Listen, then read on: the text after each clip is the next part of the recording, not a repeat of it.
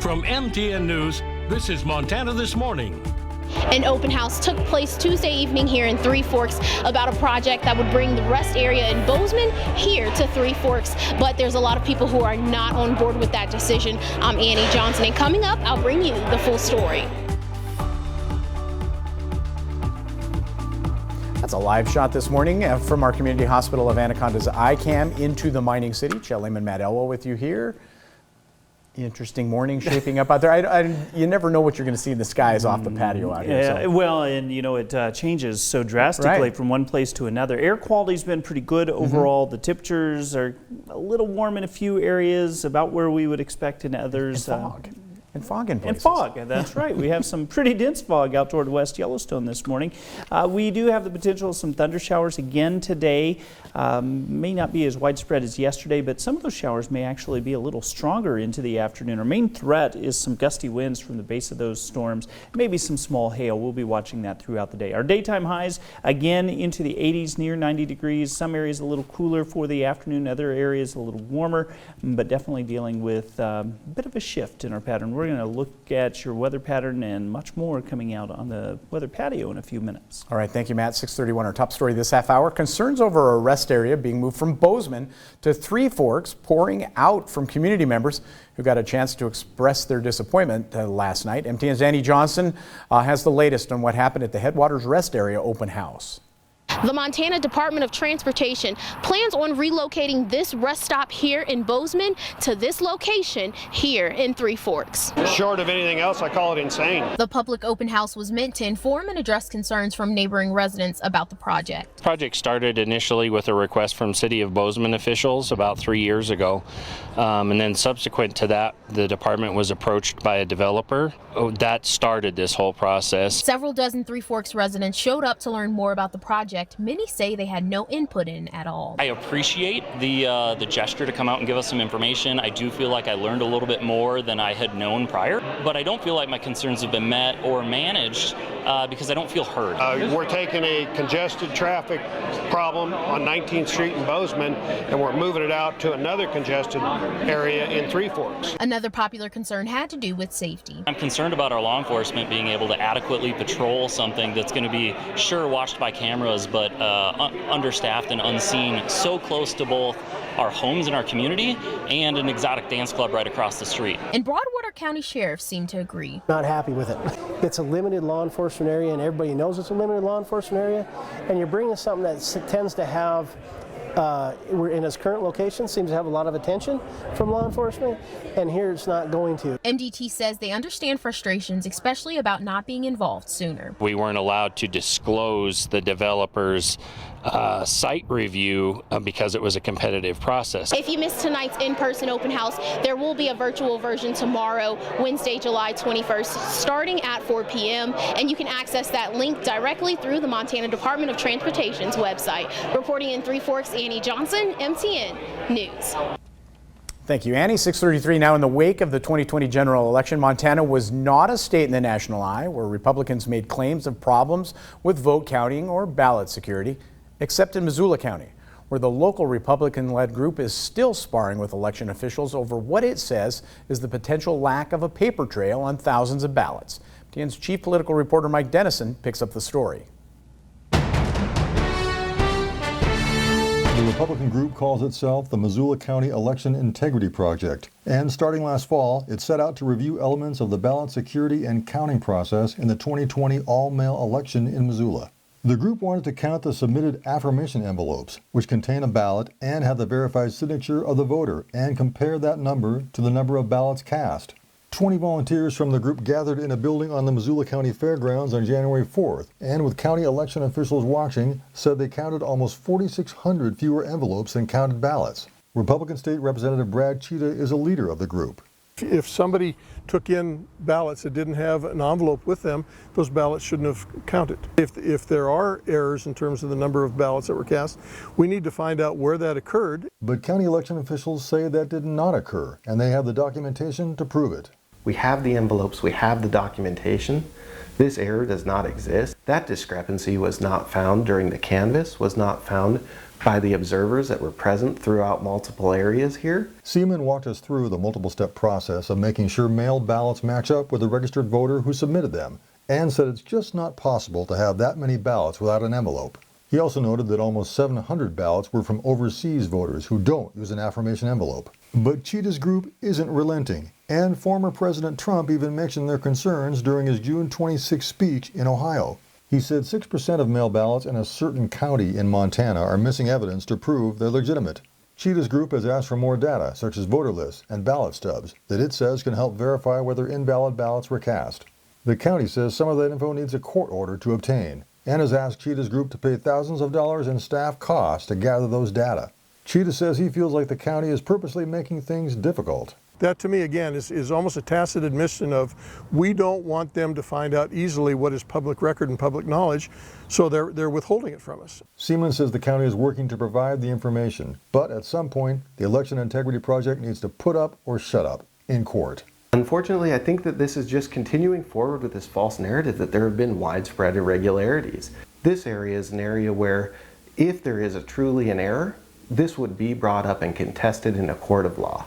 That hasn't been done because there's no merit behind these allegations. Both sides also have appealed to the state's chief election officer, Republican Secretary of State Christy Jacobson, to weigh in on the dispute. She has mostly declined, issuing only a vaguely worded public letter in April that said she would take steps to protect election integrity. We also asked Cheetah where these 3,900 ballots might have come from if they didn't have properly verified envelopes. He didn't really have an answer, but he said he's still not satisfied with the county's explanations. Reporting from Helena, Mike Dennison, MTN News. By the way, you can see Mike Dennison's extended report on the Missoula County election dispute by visiting our website. Other political news, U.S. Senate committee vote is scheduled for tomorrow on whether to confirm Montana and Tracy Stone Manning as the next director of the United States Bureau of Land Management. That vote expected to deadlock with all Republicans opposed, including Montana Senator Steve Daines. If a tie vote occurs, a majority of the full Senate can vote to bring her nomination to the floor for further action. Stone Manning is a former director of the State Department of Environmental Quality and a former state director for the Democratic U.S. Senator John Tester. Senator Daines has been leading the charge against Stone Manning's nomination, pointing to her role in a 1989 tree spiking incident in Idaho while she was a student at the University of Montana. He took to the Senate floor Tuesday to speak against her. Stone Manning has said she only delivered a letter warning the Forest Service about the spiking and then later testified against those who did it at a federal trial. Daines read from that letter and said she didn't speak about the crime until confronted by federal authorities 4 years later. It makes you think that if Ms. Stone Manning was really concerned about the tree spiking, she could have gone to the authorities immediately in 1989 when this occurred. We also now know she had firsthand knowledge about the perpetrators. She knew who did it. She knew all of the details about the crime. By the way, if Stone Manning's nomination deadlocks on the Senate floor, Vice President Kamala Harris can break the tie in her favor. Also, shortages following the pandemic making life more expensive for everyone. But Stephanie Stone reports that some people are getting hit harder than others. America in recovery is a bit more expensive than the America we knew before the pandemic. Grocery stores and restaurants, for example, are being forced to raise prices on many products. 30 plus years, I've never seen it like this. It's crazy. Ground beef plus 12%, milk 10%, mayonnaise 12%. Economists from across the U.S. say recovery from the 2020 economic shock has accelerated. Pent-up demand from last year shifted to 2021. There's just this big log jam as the world is reopening and producing pipelines and supply lines can't catch up. Buying food, cars, and gas is more expensive for everyone, but the price increase has a more profound effect on lower-income families. So that difference in how we respond in households is going to characterize a lot of tension in society as we move forward in the next year. According to economists, it's unclear when prices will level off, but expect to pay more through the end of the summer.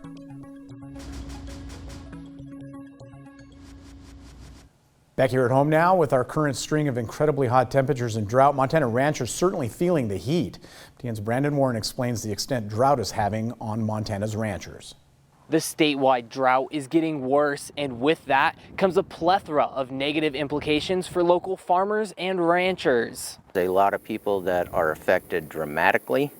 You know, I think every ranch right now, anybody with cows is looking at, you know, they're going to cut pretty heavy.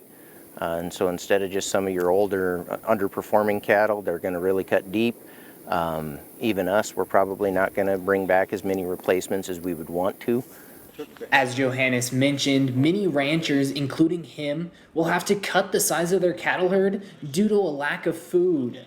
In turn, this lack of food is causing hay prices to skyrocket. Johannes says prices are roughly 4 times higher than the same time last year. So 4 times more expensive, your #1 expense in running cattle, and half again better in price. The math doesn't compute, and that's going to force a lot of really tough decisions for ranches going forward. Along with being expensive, hay has been hard to come by for many. And Clint says despite being a small family operation, he has received dozens of calls from people inquiring about the possibility of buying any hay from him. We want to try to help folks out. Unfortunately, you got to stop at some point, and you can't sell because we need hay for ourselves as well. You know, so I had to shut everybody off until we get through second cutting and we know what we're looking at. Although the Johannes' field is irrigated from the Yellowstone River, Clint says the alfalfa hasn't been growing as fast this year due to the excessive heat. In Warden, pray for rain. Brandon Warren, MTN News. Johannes also says he is hopeful that the warmer temperatures will allow him to graze his cattle into November and December, which would help him save on his feed. We'll see if that happens. In time 6:42, we are going to take a break. When we come back, what do you remember most about the past pandemic year? What a new worldwide Gallup survey shows people are saying is coming up after the break. But first, here's Anthony Mason with a look at what's coming up at 7 o'clock on CBS This Morning. Good morning. Ahead on CBS This Morning, Gail's in-depth interview with Jeff and Mark Bezos after their successful trip into space, their emotional bond, and why Jeff Bezos thinks his work could eventually help tackle pollution on Earth. Plus, Florida Senator Marco Rubio talks with us about the state's surge in COVID cases. We'll also ask about the historic protests in Cuba and how the U.S. should respond. Also, 9-time Olympic medalist Allison Felix joins us, how she's using her voice to create change and financial security for moms like her in sports. All coming up when we see you at 7.